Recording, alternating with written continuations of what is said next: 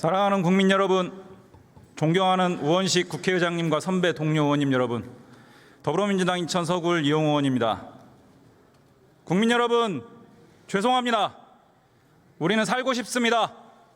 더 이상 이렇게 살 수는 없지 않겠습니까?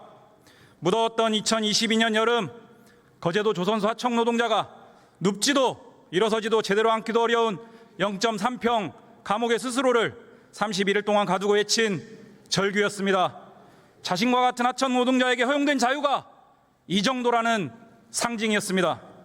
이번 노조법 개정안은 20여 년 전부터 새롭게 등장한 신종 노동탄압 수단인 손해배상 가압류가 더 이상 노동자들과 그 가족들을 죽이지 말라, 고통에 신음하지 않게 해달라, 노동자 살리기법입니다. 이번 노조법 개정안은 노동권의 사각지대에 방치된 하청, 특수고용, 플랫폼 등 비정규직 노동자들에 대한 최소한의 권리보장법입니다.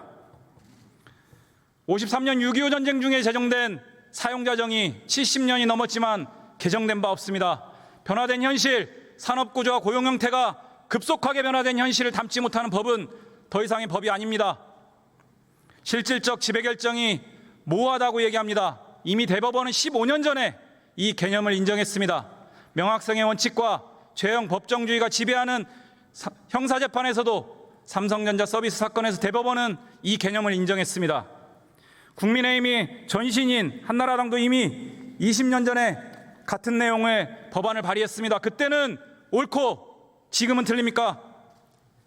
모든 원청이 사용자 책임을 인정하라는 것이 아닙니다. 하청사업과 하청노동에 깊숙이 개입하는 원청, 그 원청 그에 상응하는 사용자로서의 책임을 지라는 겁니다. 그러한 책임을 지기 싫다면 하청노동과 하청사업에 관여하지 않으면 됩니다. 관여하고도 책임을 지지 않겠다. 얼마나 이기적입니까? 얼마나 비윤리적인 행태입니까? 근로자가 아닌 자의 가입을 허용하는 경우 노동조합을 부정하는 이 조항, 형식적으로 한두 명만 그런 조합원이 있어도 노동조합을 부정합니다.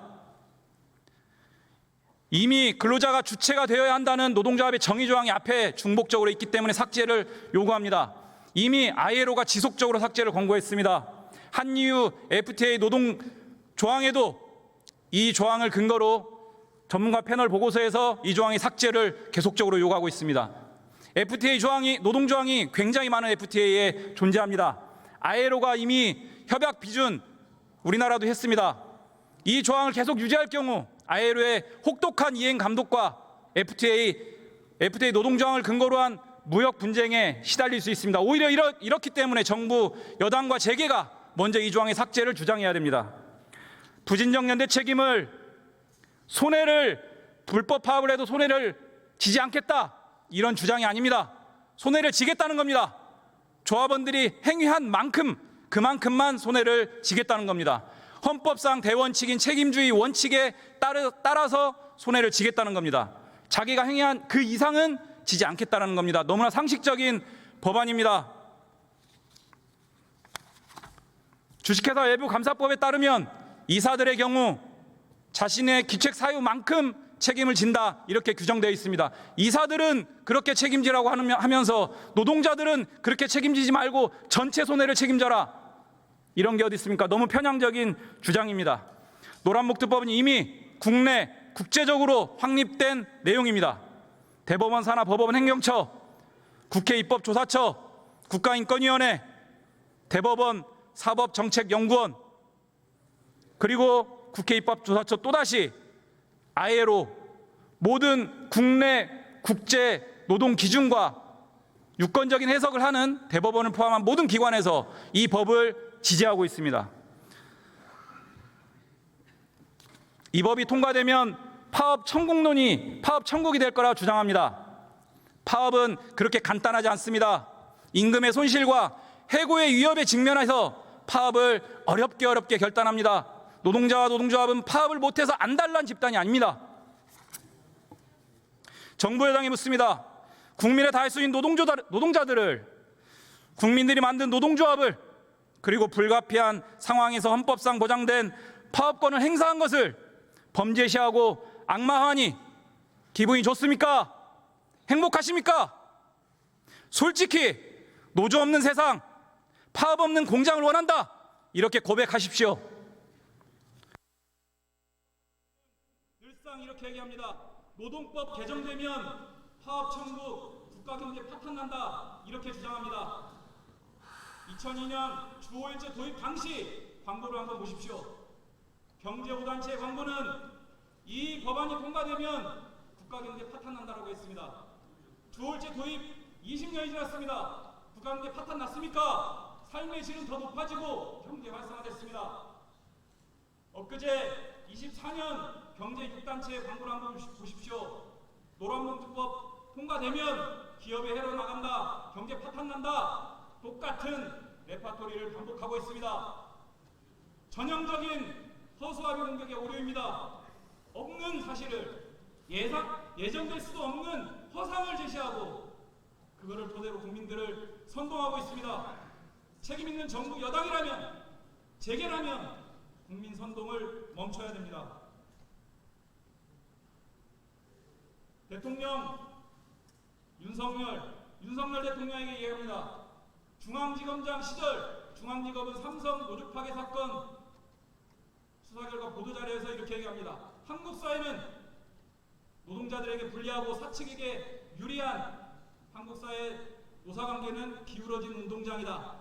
이렇게 얘기합니다. 그러나 지금 윤석열 대통령은 친기업 반노동의 대명사가 되었습니다. 검사 윤석열과 대통령 윤석열은 같은 사람입니까? 다른 사람입니까?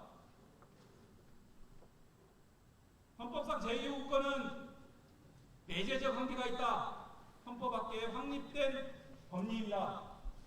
집행 불가능한 법률, 국가재정을 파탄내는 법률, 행정권을 부당하게 침해하는 법률, 이번 노란봉투법 어디에 해당됩니까? 정부 여당 재계는 답변하십시오. 어디에 해당됩니까? 이런 제2호권 사유에 해당되지 않는 이 법안에 대해서 또다시 거부권을 행사한다면 그 거부권 행사는 탄핵으로 들어서는, 탄핵의 지름길로 들어서는 그런 행위입니다. 자, 마무리해 주시죠. 네. 마지막 장면 하나 띄워야 되는데 화면이 안 나오네요. 로만 폴란스키 감독의 2005년작 올리버 트위스트 한 장면을 띄우려고 했습니다. 19세기 영국 야만적인 공장을 드러내는, 폭로하는 영화이자 소설이었습니다. 지금 비정규직 노동자들에게 한국 사회 노동 현장은 야만적 공장이다, 이렇게 표현해도 과언이 아닙니다. 헌법상 보장된 노동 상권이 전혀 보장되지 않고 있는 비정규직 노동자들의 현실, 이 현실을 바꾸자고 하는 것이 이번 노란봉투법입니다. 19세기 영국의 야만적 공장이 노사 분쟁이 격화해서 체제를 유지할 수 없는 지경에 이르자 노동법의 시대가 도래했습니다. 이제 한국 사회도 신노동법의 시대로 비정규직 노동자들의 권리를 보장해야 합니다. 이상입니다.